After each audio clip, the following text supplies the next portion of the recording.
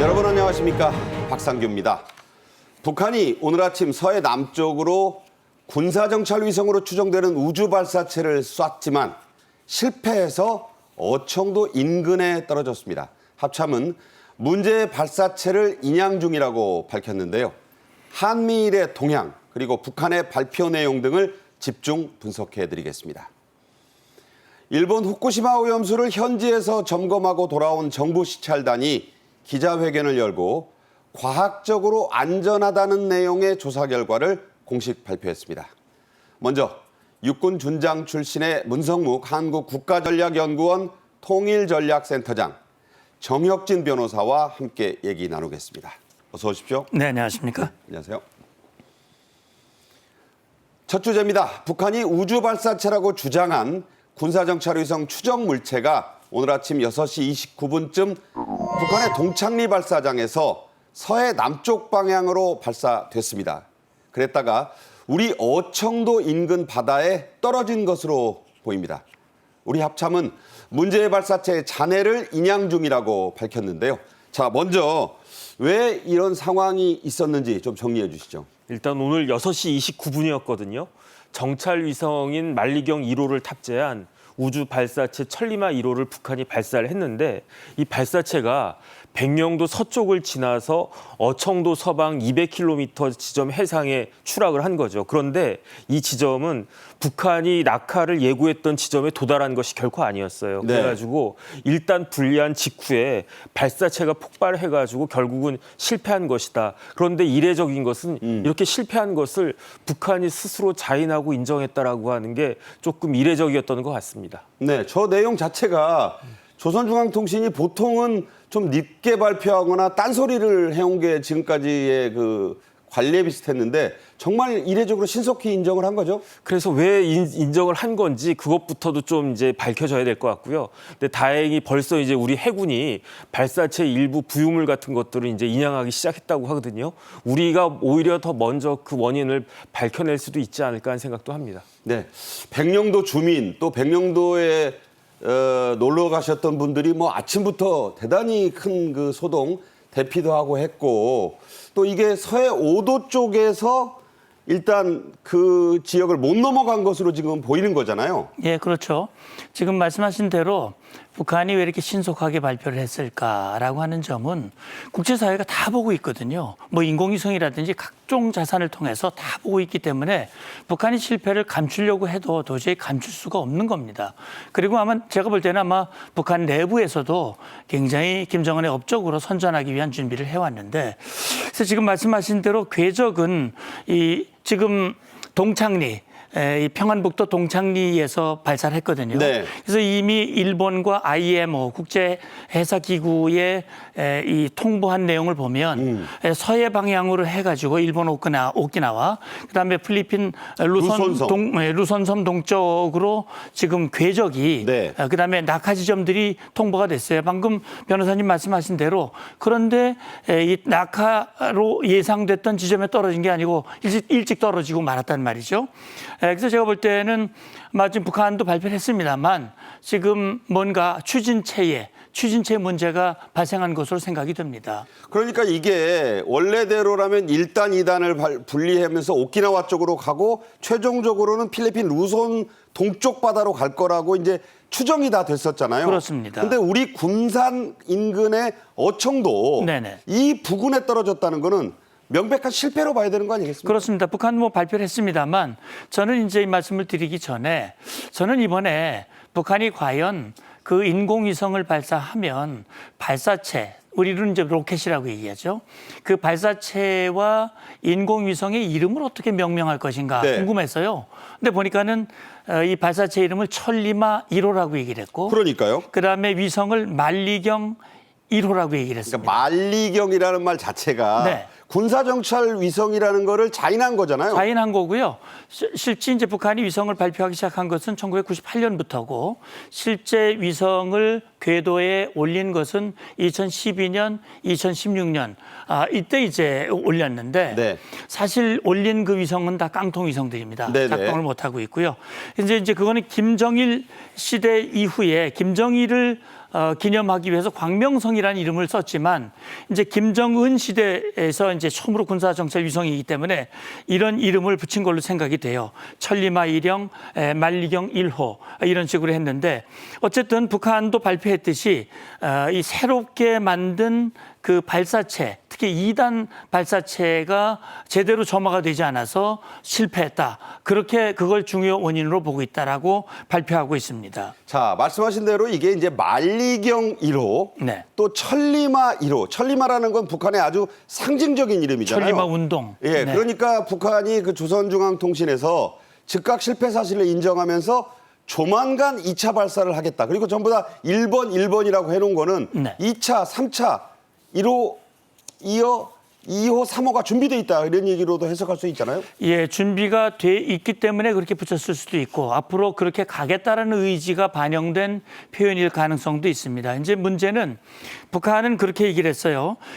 과학기술적 대책을 시급히 강구하며 여러 가지 부분 시험들을 거쳐 가급적으로 빠른 시간대에 제2차 발사를 단행할 것이다. 네. 이렇게 이제 공식적으로 발표를 했는데 중요한 것은 그렇다면 김정은이가 이 정찰 위성을 준비하라고 지시한 게 2021년 1월입니다.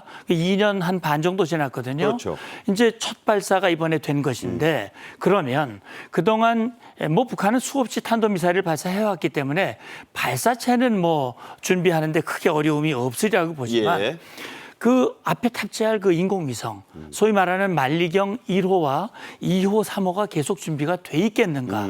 이런 부분이 현재로서는 의문입니다. 네. 그러니까 실제 북한이 말한 대로 가급적 빠른 시간 내에 발사한다는 건 만리경 2호가 이미 준비가 돼 있다는 걸 전제로 한다면 빠른 시간 내에 발사가 가능하겠지만 아마 그것이 늦어진다면 생각보다는 더 늦어질 가능성도 배제할 수 없다고 봅니다. 사실 만리경이 군사정찰 위성인데 말 그대로 만리 밖에 지상의 물체를 해상도를 또 따져봐야 되는데 조금 이따 네. 이제 해상도 얘기를 하겠습니다만 네. 그런 게 기술적으로 갖춰져야지 군사정찰 위성이라고 올라갔는데 뭐 3m 이상의 해상도라면 있으나 마나한 거잖아요. 그렇습니다. 이제 두 가지의 구비 조건이 필요하거든요.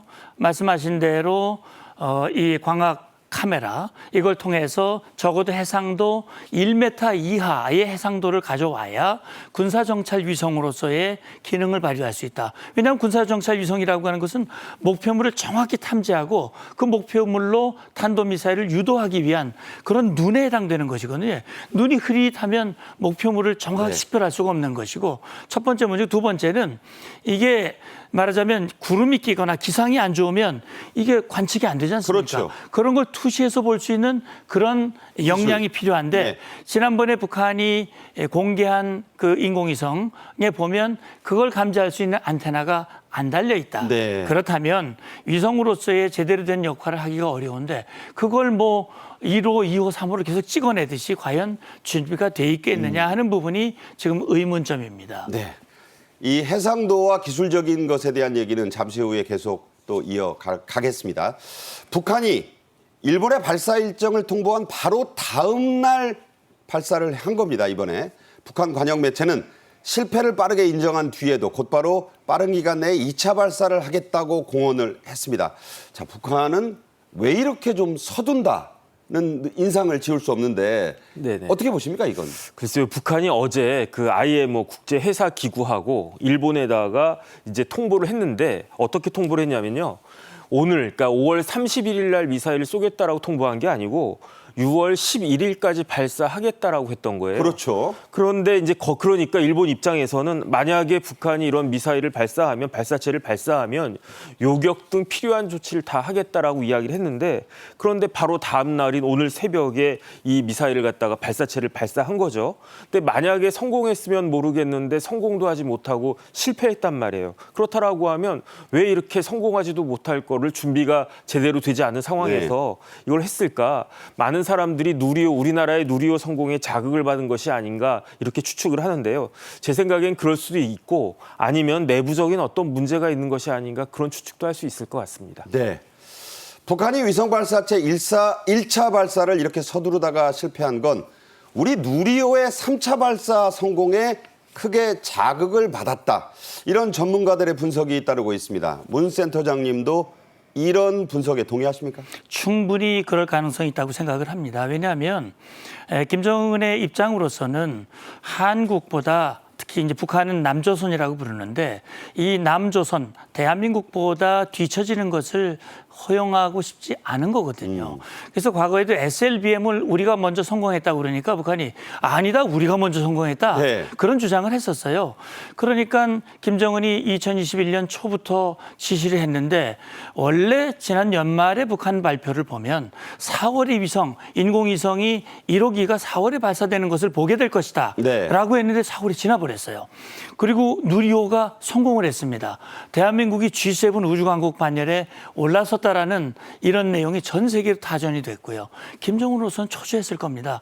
그러니까 김정은이 현지 위성 이 지도 준비위원회를 방문해서 체근을 하고 그렇게 해서 5월을 넘기지 말라우 네. 이런 얘기를 했을 것이고 그러면 5월 31일 0시부터 했는데 결국은 5월을 넘기기 전에 서둘러서 발사를 했는데 사실 우리식으로 하면 좀 준비가 덜 되거나 문제가 있으면 좀 미루는 게 좋겠습니다라고 건의할 수 있지만 네네. 북한 체제는 그게 안 되잖아요. 안 되겠죠. 결국 그러다 보니까 이런 결과가 나온 것이다. 그러면 이 책임은 사실 기술자보다는 김정은에게 책임이 있다. 그런 생각이 듭니다. 그러니까 6월 11일까지 예고했으니까 한 열흘 정도 있다가 그 안에만 해도 되는데 네. 누리호 발사 쏘고 일주일 만에 쏘게 한 거니까 그렇습니다. 최고 지도자 북한의 성격상 최고 지도자가 야 빨리 쏴 하면 쏘려고 하다 보니까 네, 어느 누구도 거기에 대해서 이의를 제거하거나 다시 건의를 네. 하거나 하기가 어려운 구조다. 이것이 결국은 이런 결과 김정은이 애써서 만든 군사정찰 위성을 결국 바다에 빠뜨리는 그런 결과가 온 것이다라고 생각을 합니다. 네, 문 센터장님의 분석이 있었습니다. 저도 그랬지만은요.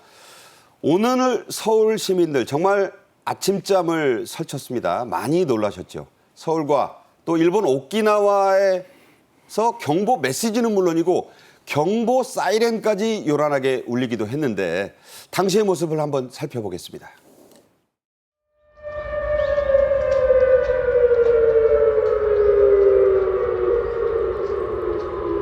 저게 잠실 석촌호수 근방의 오늘 아침 모습이에요. 저 조깅하는 분들도 있고 한데 저게 난데없이 웬 좀 새벽 지금 잠실 롯데 호텔 앞의 모습이거든요. 아, 그러네요. 정 변호사님 아침에 어떠셨어요? 글쎄요, 저는 아침에 좀 일찍 일어나가지고 신문 보고 있었는데 갑자기 문자가 와서 저도 놀랬거든요. 그런데 어쨌든 오늘 시간 순으로 정리를 하면 6시 29분에 경계 경보가 울렸고요. 6시 34분에 위급 재난 문자가 다 왔었어요. 근데 그 와중에 KBS는 경계 경보가 아니고 공습 경보가 났다 해가지고 그러니까요. 약간 사람들이 더 놀라긴 했었죠. 하지만 금방 이제 정상화됐고 일본 같은 경우에도 J 얼라트라고 해가지고 일본 말로 하면 전국 순시 경보거든요. 그러니까 그러니까요. 조기 경보 시스템인데 일본도 비슷한 시간이 6시 반에 J 얼라트가 열렸는데 자, 이게 좀 일본 오키나와의 그 오늘 아침 모습인데 여기서도 지금 계속해서 차량이 한 대도 없는데 J 얼러트 사이렌이 계속 지금 울렸어요. 그래서 아마 오키나와 사람들은 더 많이 놀랐을 겁니다. 하지만은 대피령이 일본 같은 경우에 7시 4분에 해제가 돼서 어쨌든 새벽부터 많은 사람들이 긴장하고 놀랐지만 그 길지 않은 시간에 빠른 시간 내에 곧 정상화가 될 수 있었던 것 같습니다. 이 J 얼러트라는 것은 J가 이제 재팬의 J입니다. 그래서 J 얼러트가 이제 발령이 되니까 오키나와 주민들 아주 그냥 난리가 났어요. 일본 정부는 긴급 회의도 소집을 했는데 J 얼러트 내용이 어떤 거였습니까? 그러니까 원래 궤도로 하면 오키나와 쪽에 떨어질 수 있었다라고 일본은 파악을 했던 것 같아요. 그래서 이제 발사체가 발사가 되자마자 J 얼러트를 갖다가 그 발령을 했는데 네, 전국 순시 경보 시스템이라고 되어 있습니다. 네, 맞습니다. 그러니까 얼리 워닝 시스템이라고 볼 수가 있는데 그런데 어쨌든 기시다 총리 입장에서는 피해 보고를 받지 않았다라고 이야기를 하고요. 그래도 일본의 국가안전보장회의 소집을 해서 이 미사일에 대해서 분석을 한다라고 합니다. 네. 자, 이런 상황 속에서 주요 외신들 AP, 로이터 등은 긴급하게 북한의 발사체 소식과 대피 상황, 일본까지 포함해서요. 또 실패, 인양 등을 시시각각으로 보도하고 있습니다. 미국 또 유엔의 비난 성명도 즉각 나왔죠? 그렇습니다. 북한이 이제 일본에게 통보를 했고 국제해사기구 IMO에 통보하는 그 과정에서도 우리 대한민국도 NSC 회의를 소집을 했죠. 그래서 북한이 탄도미사일 기술을 이용한 위성 발사라고 하는 것은 유엔 안보리 결의의 위반이다. 따라서 즉각 중단해라. 만약에 시행한다면 응분의 대가를 치르도록 하겠다라고 얘기를 했고 미국, 일본도 나서서 북한에게 경고를 했었습니다. 그럼에도 불구하고 북한은 오늘 새벽 시간을 이용해서 발사를 했고요. 이 상황들을 말씀하신 대로 주요 외신들은 즉각 보도를 했고 여러 가지 한국과 일본의 대피 상황들 또 북한의 이 위성 발사 실패 사실을 보도를 했습니다. 특히 미국은요, 북한의 위성 발사체의 발사에 대해서 강력히 규탄하고 여기에 대해서 한미일이 강력한 공조를 하겠다라고 하는 입장을 재확인했고요. 네네. 유엔도 유엔 안보리 결의 위반이니까요. 그렇죠. 결국 북한에 대해서 북한 발사체는 명백한 안보리 결의 위반이다라고 하는 것을 비난을 했고 아마 조만간 유엔 안보리가 소집이 될 것입니다.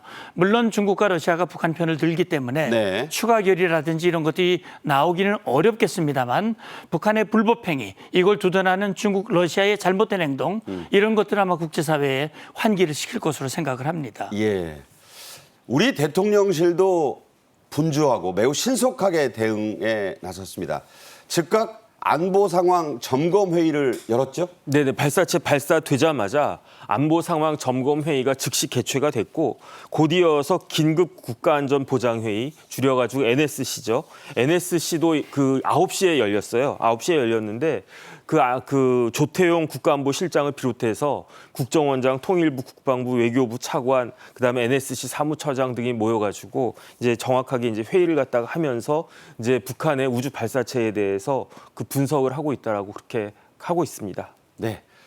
서울시의 대피 경계령 긴급 문자 때문에 소동이 한바탕 있었습니다. 서울시는 행안부의 통보를 보고 문자를 발송했다는 입장인데요. 앞으로 이런 소동이 또 있어서는 안 될 텐데 자, 어떻게 앞으로는 해야 한다고 보십니까? 예, 맞습니다. 이런 소동이 재발되는 것은 우리 국민들을 굉장히 혼란스럽게 만들고 또 이렇게 오발령이 나게 되면 우리 국민들이 또 해이해질 수도 있어요. 네. 이게 사실은 작년에 아마 기억하실 겁니다. 북한이 우리 NLL 남쪽으로 그렇죠. 탄도미사일을 발사했을 때 그때도 좀 소동이 있었어요. 그때는 제대로 발령이 안 돼서 또 네. 문제가 됐었고 아마 그 이후에 그런 것들을 보완을 해서 이번에 신속히 발령을 한다고 그랬는데 결국 오발령 사고가 났는데 아마 이번 이 원인을 정확히 분석을 해서 어디서 그런 문제가 발생했는지를 보고 매뉴얼을 꼼꼼하게 다시 점검을 해야 될 것 같습니다. 그러니까요. 그리고 이것을 미리 예행 연습들을 여러 번 하면서 이런 상황들이 재반복되지 않기 위한 그런 시도인데 뭐 사실은 바로 이후에 행안부를 통해서 오발령됐다고 하는 것을 바로 또 통보를 했어요. 시정을 하고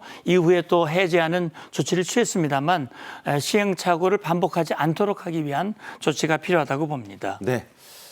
우리 국민들이 좀 느슨해져 있지 않나 하는 생각도 좀 해보게 됐습니다. 우리는 이런 상황, 안보적으로 이렇게 엄중한 상황 속에 살고 있는 분단 국가라는 점 다시 한번 재확인하는 그런 일이 아니었나 싶은데요.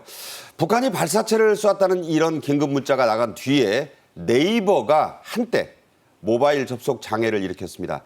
이걸 이용하는 시민들 굉장히 많은데 불안이 더 컸죠? 그러니까 6시 41분에 서울시가 위급 재난 문자를 보냈어요. 그러니까 그 문자를 받은 모든 사람들이 다 네이버를 보든지 어쨌든 그 그 포털 사이트에 들어갔겠죠. 그러니까 일시에 트래픽이 급증할 수밖에 없었고 그렇기 네. 때문에 접속 장애가 있었던 것 같은데 저도 봤거든요. 저도 봤는데 잠깐 네이버가 이제 안 된다라고 뜨더라고요. 그런데 불과 몇 초 만에 다시 정상화가 되긴 했는데 이런 부분들이 지금 현대 사회에 있어서는 굉장히 중요한 거 아니겠습니까? 그렇죠. 네이버도 그렇고 이런 부분들에 대해서 대비하는 것이 뭐 비록 이게 짧은 시간 안에 정상화가 됐지만 이런 부분들에 대한 대비는 반드시 필요할 것 같다는 생각이 듭니다. 네.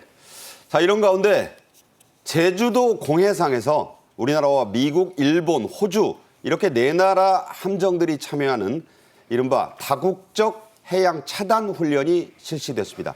문 센터장님, 이게 어떤 훈련인가요? 예, 이 훈련 말씀하신 대로 이제 PS, 영어로는 PSI라고 얘기를 합니다. 다시 말하면 대량 살상 무기가 확산되지 못하도록 막기 위한 그런 조치.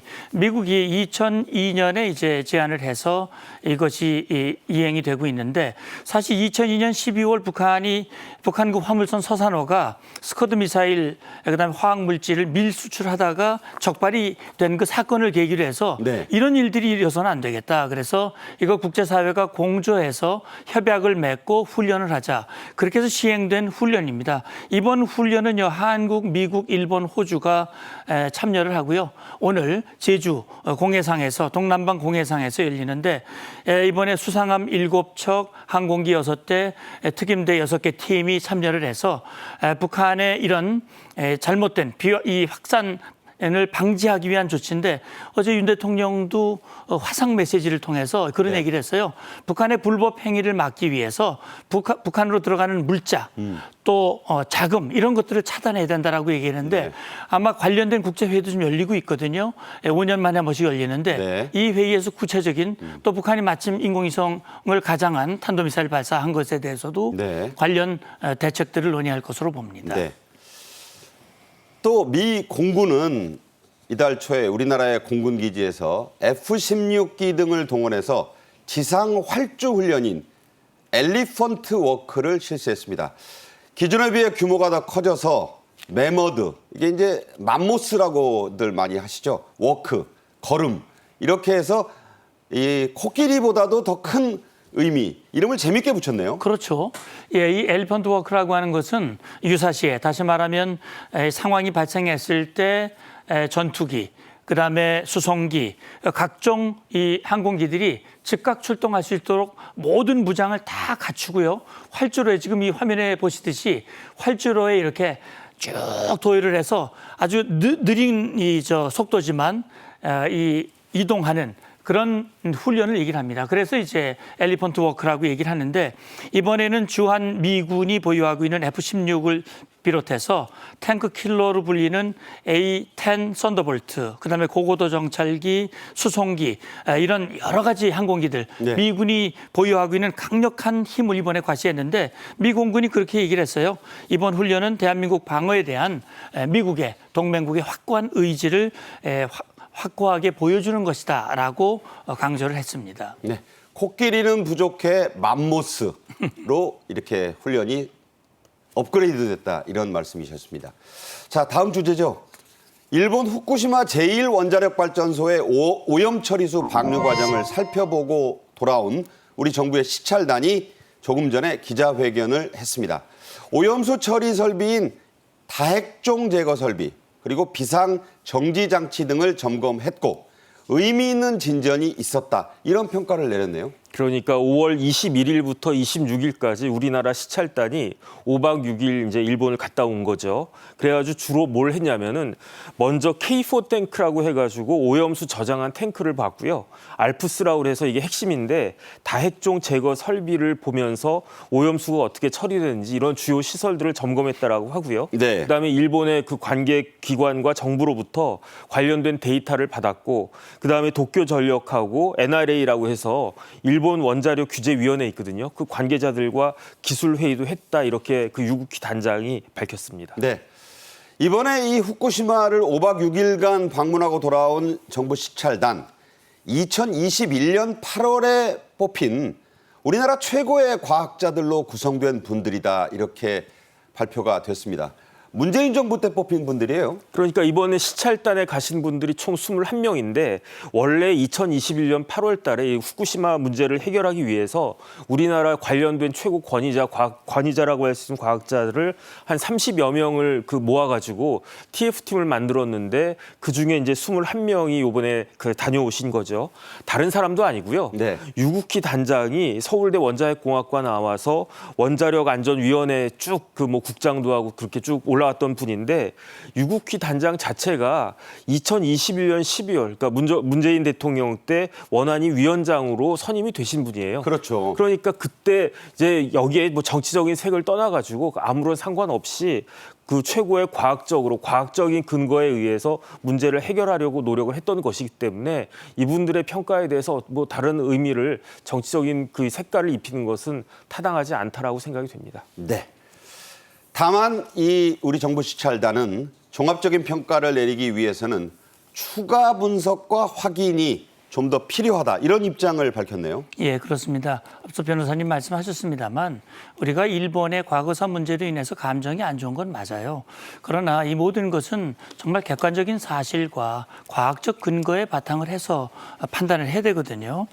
이 지금 소위 말하는 후쿠시마 이 오염수라고 얘기하는 것은 결국 흘러나가면 일본 국민들이 가장 먼저 네. 피해를 입게 되는 거예요. 그렇기 때문에 최대한 안정성을 위해서 일본 스스로 노력을 하고 있고 우리는 과연 그게 정말 일본 발표대로 안전한 것인가 하는 것을 이번에 점검을 한 건데 주요 설비들의 성능이 적정한지 장기 운전이 가능한지 이런 종합 평가를 위해서는 추가 분석, 그다음에 자료 확인이 필요하다 하는 것이 시찰단의 입장입니다. 그래서 앞으로 추가 확보할 그 자료 또 일본 측과의 질의 응답 등을 통해서 추가 작업을 하겠다. 그래서 정확한 결과를 도출해내겠다 하는 것이 지금 시찰단의 입장으로 알고 있습니다.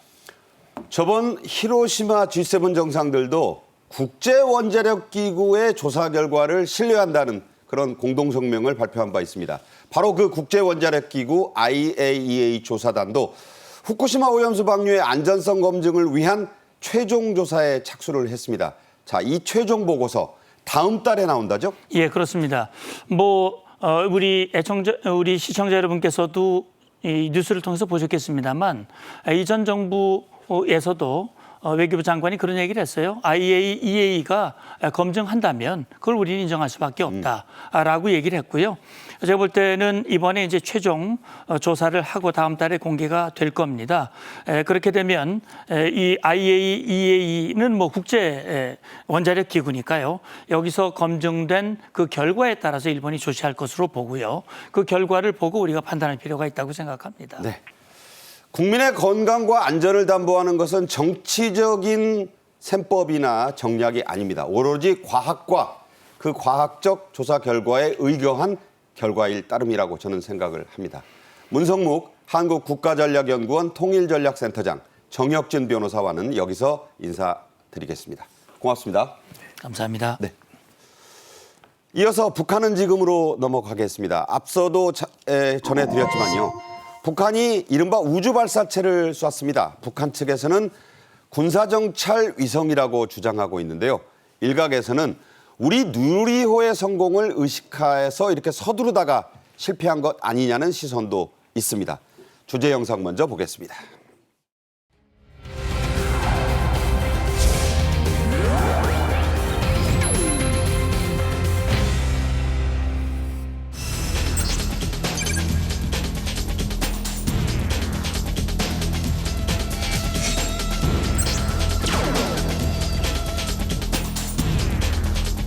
광명송 3호 2호기에서는 김일성 민족 김정일 조선의 존엄과 국력을 만방에 시위하며 불멸의 혁명 송가들이 온 행성에 울려 퍼졌습니다.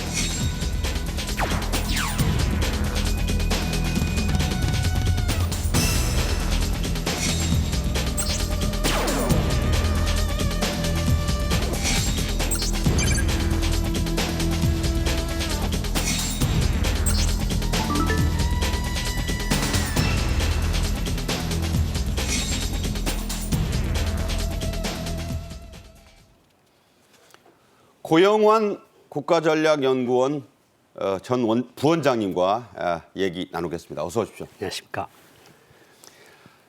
북한의 리병철 노동당 중앙군사위원회 부위원장이 5월 30일 조선중앙통신을 통해서 군사정찰 위성 1호기를 6월에 쏘겠다고 했었습니다. 실제로는 오늘 새벽에 전격적으로 발사가 됐죠. 경보상으로는 맞지만 6월 중이다. 6월 11일까지 쏘겠다고 예고한 그 시점과는 좀 앞서서 기습 발사라고 볼 수 있겠죠? 사실 기습 발사입니다. 그 날짜를 정한 거 보면 6월 11일까지거든요. 근데 아마 4월 말까지 발사했던 게 또 5월 달 넘어가면 안 될 것 같으니까 아마 5월 마지막 날에 기습 발사를 했는데 그것이 이제 제대로 된 결과를 내놓지 못한 것으로 그렇게 볼 수 있습니다. 네. 정찰 위성 1호 이게 이제 북한의 주장인데 이렇게 쏘겠다는 예상 경로는 북한 측이 미리 밝혔었습니다. 오늘 이 발사 궤적을 보니까 실제로도 동창리에서 서해 남쪽을 향해서 쐈고 이게 이제 백령도 서쪽을 거쳐서 먼 바다 쪽으로 가다가 원래는 오키나와 필리핀 루손섬까지 가려고 했는데 네. 군산 인근 어청도 바다에 떨어졌다는 발표가 났죠? 예, 그러니까 어청도 좀 더 서쪽으로 가서 한 200km 더 가서 떨어졌는데 이건 자기네가 발표했던 수치하고 맞지가 않는 거고 네. 경로가 맞지 않는 거고 또 북한이 이례적으로 그걸 또 인정을 하고 발표를 했어요. 굉장히 신속하게. 굉장히 신속하게 발표를 했습니다. 네. 자, 이렇게 그 오차가 200km 정도 난 거는 네. 과학적으로는 있을 수 없는 거 아니겠어요? 그러니까 뭔가 뭐 김정은이가 이제 지난해 말에 5월, 4월 말까지 무조건 쏘라 그랬고 4월 달에 갔댔고 5월 달에도 가고 그러니까 아마 연구원들이 받았던 압력이 정신적 압력이 굉장히 셌던 것 같아요. 압박감이. 네네. 그러니까 무조건 우리가 5월 말 전으로 쏘겠습니다. 그러다 나니까 궤도도 이탈하고 1단 발사체도 같이 좀 제대로 떨어지지 못해서 군산 앞바다 서청도 200km 많이 떨어진 거거든요. 네. 거기 떨어져서 결국은 실패를 한 거죠. 네. 북한은 군사정찰 위성이라고 주장하고 있습니다. 지금도 계속 그렇게 주장하고 있습니다. 하지만 우리 합참에서는 북한이 주장하는 이른바 우주발사체라고 명명하고 있습니다. 아직 실체가 정확하게 나오지는 않았는데 어떤 것일지에 대한 예상이 있었죠? 그렇습니다. 저게 이제 그 1단은 어떤 발사체고 2단은 뭐고 하는 게 이제 북한에서 다 나왔던 얘기들인데 밑에 소위 백두산 엔진이라고 하는데 이게 우크라이나에서 엔진을 가져다가 자기네가 뜯어보고 개조해서 만든 건데 저게 이제 80톤 포스라 그래요. 그 엔진 하나 그거 2개가 들어가고 1단에는 네. 2단에는 그거보다 좀 줄인 40톤짜리가 들어가고 네. 3단에는 이제 3톤짜리가 들어가서 네, 네. 저대로 했으면 아마 지금 우주를 돈다고 아마 북한이 요란하게 이야기를 하겠는데. 원래는 저렇게 했어야 되는데 예. 그러니까 원래는 저렇게 해서 저런 이제 그림에서 오른쪽에 보시는 것처럼 저렇게 이 태양 전지판도 펴지고 거기 이제 소위 정찰 위성이라고 하는 렌즈도 2개가 달린 거가 나왔어야 되는데 그것까지 다 바다에 떨어진 것으로 그렇게 볼 수 있습니다. 뭔가 저런 계획대로 되지 않은 것은 분명해 보입니다. 이런 것이 쏘아졌을 때 잔해 위험 구역은 설정을 해놨지만 그렇게 설정한 위치에 떨어지기 위해서는 인공위성의 해상도가 매우 중요합니다. 북한은 지난해 12월에 위성 시험품의 해상도를 공개하기도 했었는데 미국과 또 우리나라와 비교했을 때 이게 상당히 떨어진다는 얘기가 나오는데 해상도 북한은 어느 정도입니까? 지금 해상도를 지금 뭐 10m에서 20m로 보는 거거든요. 그러니까 지금 북한이 정확히 발표한 건 없고요. 근데 이제 미국 전문가들이나 한국 전문가들이 위성 탑재한 사진을 보고 결국은 결론을 내린 게 해상도가 10에서 20m다. 10에서 20m면 거의 안 보이는 거 아니에요? 그러니까 10에서 20m면 20m를 한 점으로 인식한다는 거예요. 그러니까요. 그러니까 결국은 자동차 한 대도 인식을 못 한다는 소리거든요. 근데 사실 정찰 위성급 되려면 이게 메타급으로 내려야 되거든요. 1m 이하. 1m 이하로 내려와야 되고 사실 미국이 1990년대에 올린 KH-11이라는 KH-11이 그게 이제 35에서 40cm입니다. 센티미터죠. 센티미터. 근데 지금 KH-13이 지금 돌고 있는데 그거는 뭐 거의 뭐 말은 안 하지만 전문가들이 이야기하는 거에 의하면 1 내지 3cm다. 그러니까 거의 손톱까지 보이는 손톱까지 거예요. 보는 거죠. 네. 그러니까 눈동자까지 보인다고 말을 할 정도로 그렇게 정밀하고 사실 우리가 지금 쏘려고 하는 정찰 위성 그것도 대체로 지금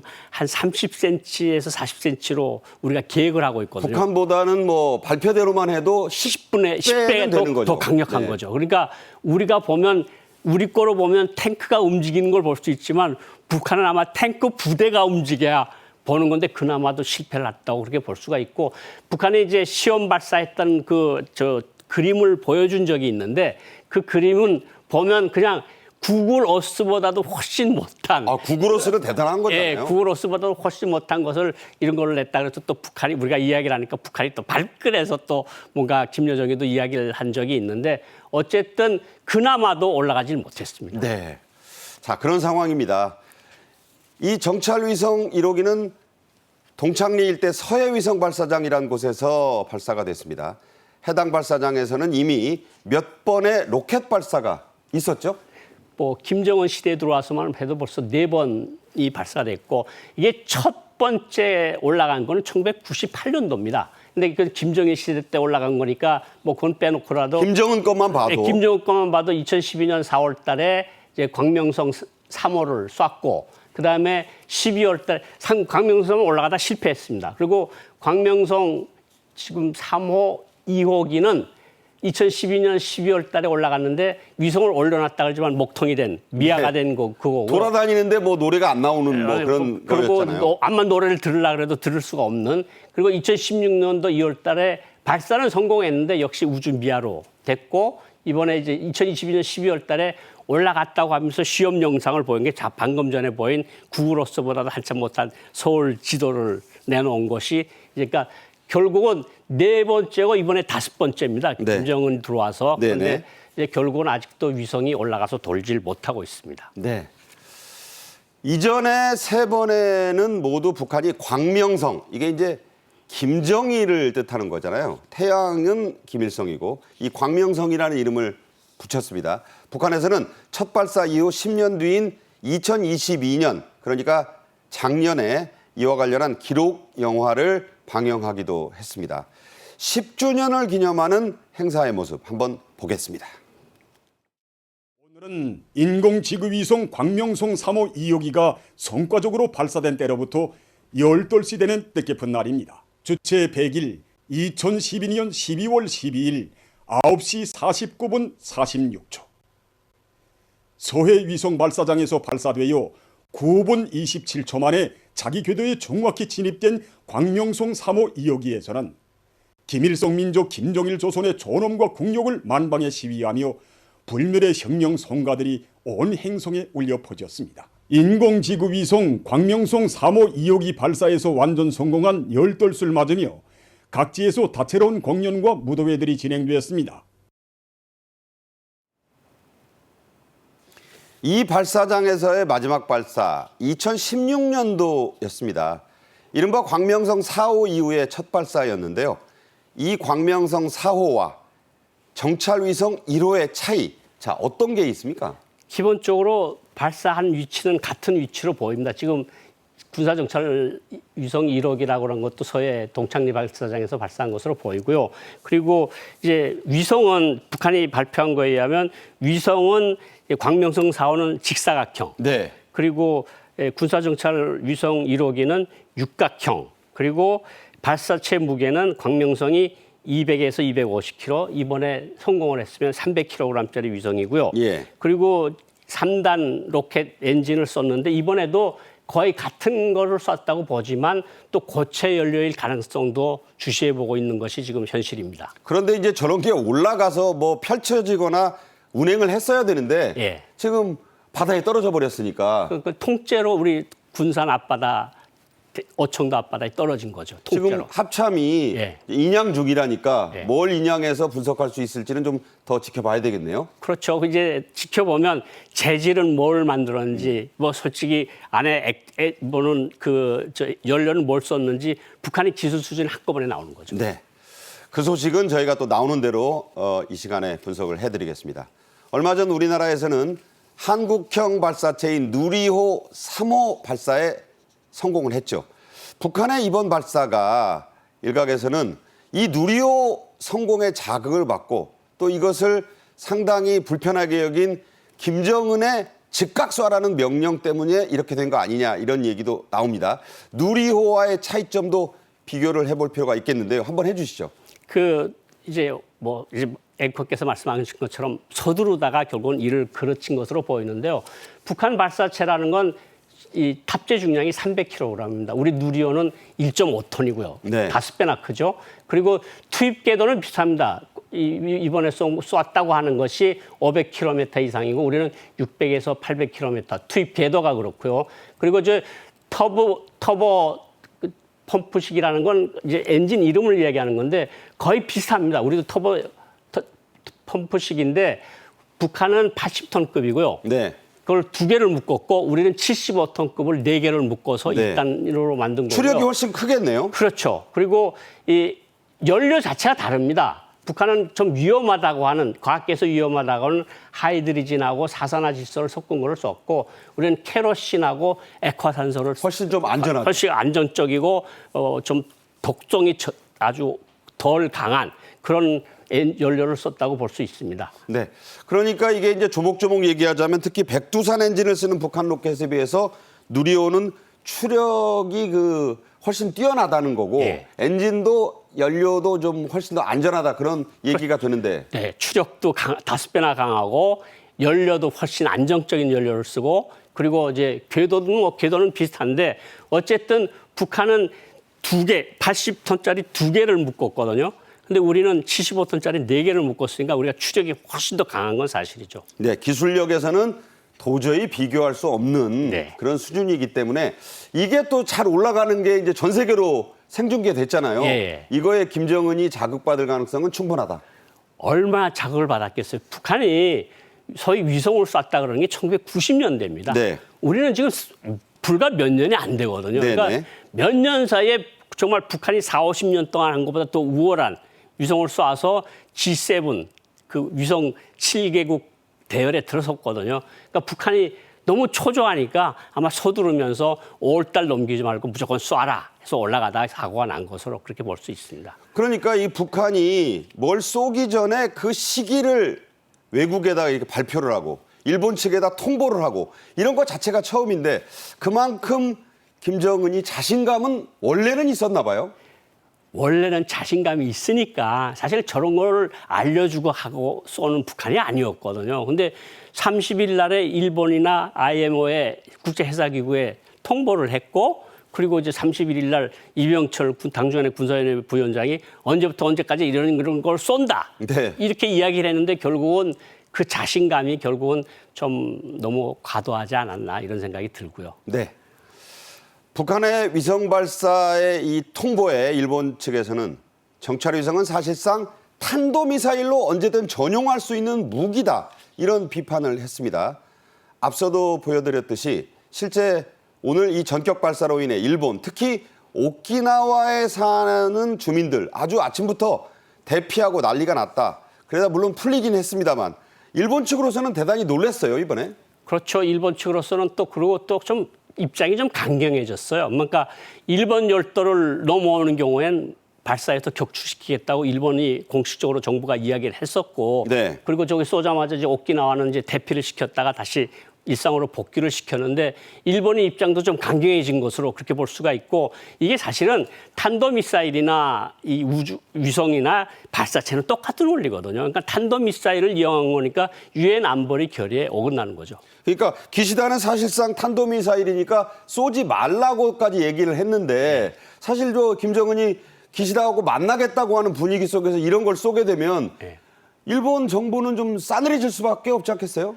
사실 일본에 먼저 통보한 것 자체가 굉장히 이례적이고 그리고 일본 기시다 총리를 못 만날 이유가 없다고 그러면서 이제 모든 일들이 진행돼 왔고 근데 일본은 이제 우리 열도를 지나가면 우리가 쏘겠다 이렇게 이야기를 했던 거고 그러니까 어쨌든 일본 입장이나 한국 입장이나 미국 입장은 단호한 것 같습니다. 탄도미사일 기술을 이용한 그런 거는 하지 말라. 네. 이 북한의 발사 통보에 한미일 3국은 단호히 대응하겠다고 이미 밝혔습니다. 그런데 공식 입장문을 내기 전에 일본에 우선 통보를 했었다. 자, 이 이유가 뭔가에 대해서 여러 가지 견해가 나오는데 제가 어떻게 보십니까? 짧게 간단하게 먼저 말씀을 드리면 한미일 삼국 중에서 가장 약한 고리가 일본이라고 본 것 같아요. 네. 그러니까 일본을 통해서 일본에서 알리고 그랬던 것 같습니다.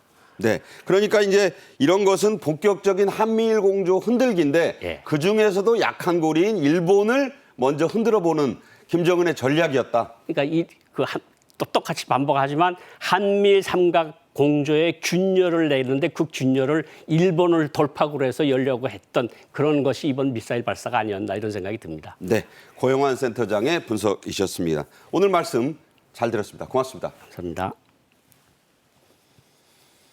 네. 고영환 전 국가안보전략연구원 부원장과 함께 말씀 나눴고요.